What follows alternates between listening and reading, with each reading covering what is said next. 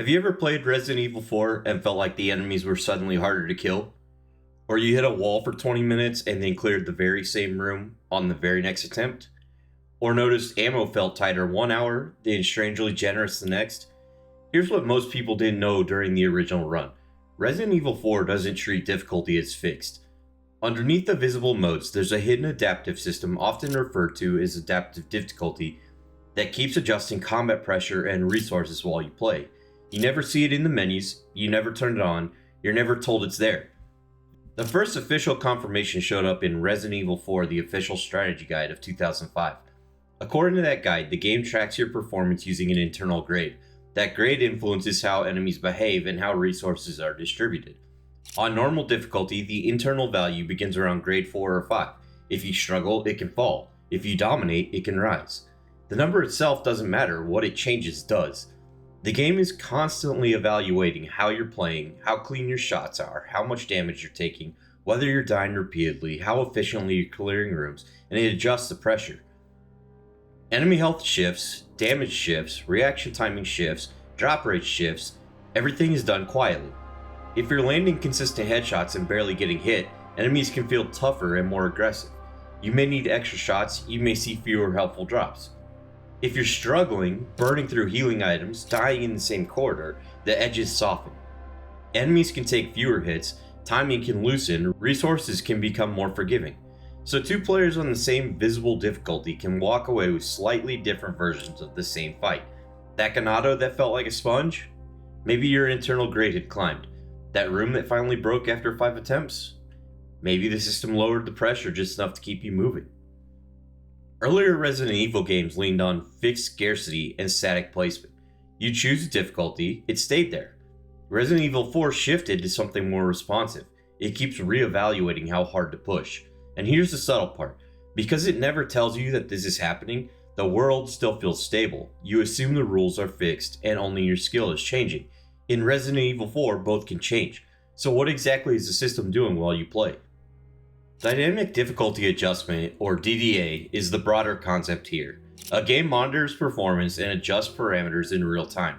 The goal is simple: keep players engaged. Avoid boredom, avoid frustration loops. In Resident Evil 4, that tuning centers on combat pressure and the resource economy. When you're playing well, hitting critical shots, avoiding damage, clearing quickly, the internal grade rises.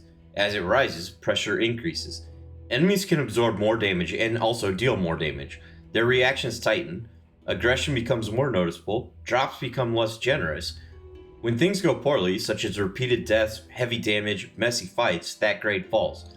Pressure eases, enemies may require fewer shots, their response can slow slightly, resources loosen. It's a sliding scale, always moving inside these boundaries. This doesn't override the difficulty you selected. Each visible mode contains a band of internal grades it can move through.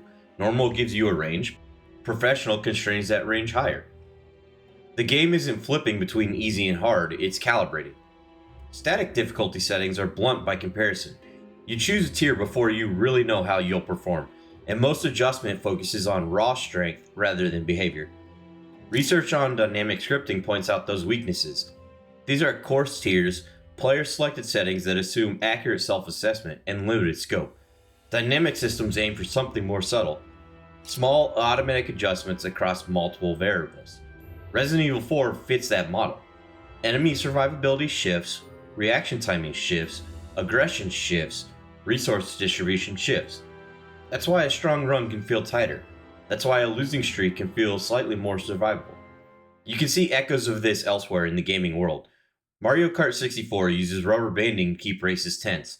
Crash Bandicoot introduced support after repeated failure, with Jason Rubin, the game designer, describing the goal as helping weaker players without changing the game for stronger players. Naughty Dog later confirmed dynamic checkpoints and obstacle tuning based on performance. Academic research circles back to one key idea. Adjustment works best when it's unobtrusive. The moment players clearly see the system, they start playing the system instead of the game. This is why in Mario Kart 64, it was easier to be behind all the way through to the final lap and then win the game.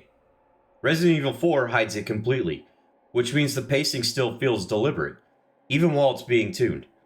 So if difficulty keeps shifting under the surface, what does improvement actually mean? In a fixed game, improvement is straightforward. The environment stays consistent, you repeat attempts, your result reflects growth. Resident Evil 4 complicates that. You adapt to the game, but the game also adapts to you. Your performance becomes input, the encounter you face becomes output. That loop continues for the entire playthrough. Dynamic scripting research describes this as automatic adaptation that matches opponent's strength to player ability. The key is subtlety. No obvious easy mode flips, no artificial weakness that breaks immersion, just small shifts that go unnoticed. Resident Evil 4 lives in that space. You rarely feel a clear switch, you just feel pressure staying within a certain range. Fail repeatedly, and the next attempt becomes incrementally more survivable. Not just easy, just closer to success. Variance narrows. If you dominate, pressure rises. If you struggle, pressure softens. Progress continues, though. Flow theory helps explain why this feels good to play. Flow describes an optimal state where skill and challenge are balanced. Too much challenge relative to skill creates anxiety. Too much skill relative to challenge creates boredom. Adaptive systems try to keep you between those two extremes by tuning pressure rather than letting it swing wildly. Resident Evil 4 engineers a kind of optimal fear band. It doesn't change the story or the map to do it. It changes how hard enemies hit, how much they absorb, how quickly they react, and how generous the game is with drops. And because this system stayed hidden, most players experienced it as static difficulty. Unless you own the strategy guide, you likely never knew a grade was shifting under the surface. That invisibility preserves a feeling of fairness even while the experience is being actively tuned. Here's something to think about. If failure slightly increases your odds of eventual success, you keep trying. If success increases pressure, you stay engaged. Skill still matters, your decisions still matter, but the band those skills operate in is being maintained. Certain memories start to look different through that lens. That room that felt impossible until it didn't, that enemy that suddenly felt tougher during a strong streak, the sense that the game woke up once you felt comfortable. None of that proves anything on its own, but it fits the behavior of a system adjusting mid playthrough, and that logic didn't stop in 2005. Resident Evil 4 used adaptive difficulty to regulate combat tension. Modern games use similar logic at larger scales. Skill-based matchmaking groups players by performance. Early experiences may be softened. Competitive ecosystems track accuracy, win rates, reaction time, engagement frequency. It measures behavior, it adjusts the environment. That then maintains engagement. The principle scales. Research suggests these algorithms can influence pacing, economies, and tactical behavior trees. In Resident Evil 4, tuning stays localized to combat and drops. Today, the same approach can shape entire ecosystems. Resident Evil 4's difficulty scale stands as an early mainstream example of invisible recalibration. It wasn't marketed as a feature, it wasn't framed as a setting, it lived under the surface. Two players on normal could experience wildly different pressure curves. The pacing still felt cohesive, the horror still felt deliberate, internal numbers were shifting. So when you survived an encounter with barely any health left, several factors were operating at once. Your aim, your positioning, your resource management, and the internal grade. Enemy health may have shifted, drop rates may have shifted, aggression may have tightened after stronger performance, but your skill still mattered.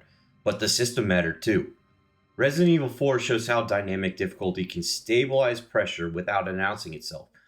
Small adjustments across multiple parameters, fewer frustration spirals, fewer stretches of trivial dominance, momentum is preserved. And once you understand that, those spikes in toughness, or those sudden moments of generosity, stop feeling purely random. They start looking like a controlled range being maintained. Resident Evil 4's innovation was as much architectural as it was mechanical.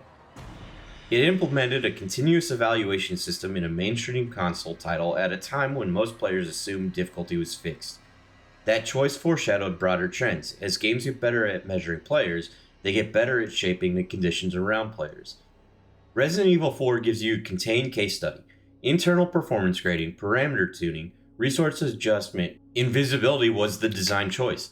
So the next time an encounter feels easier after repeated failures, or noticeably harder after a cleaner stretch, it may not be coincidence. It may be the internal scale recalibrating around you. And here's my final thought. If a system can tailor fear to your performance, fear becomes partly engineered. You still feel it, you still earn your clears, but the curve delivering that fear can be tuned. Resident Evil 4 didn't remove the challenge, it modulated. and that modulation helped shape one of the most influential action horror experiences of its era. Once you know the system is there, it becomes harder not to see similar patterns elsewhere. Because as games get better at measuring us, they get better at adjusting around us, and most of the time, they still don't tell us.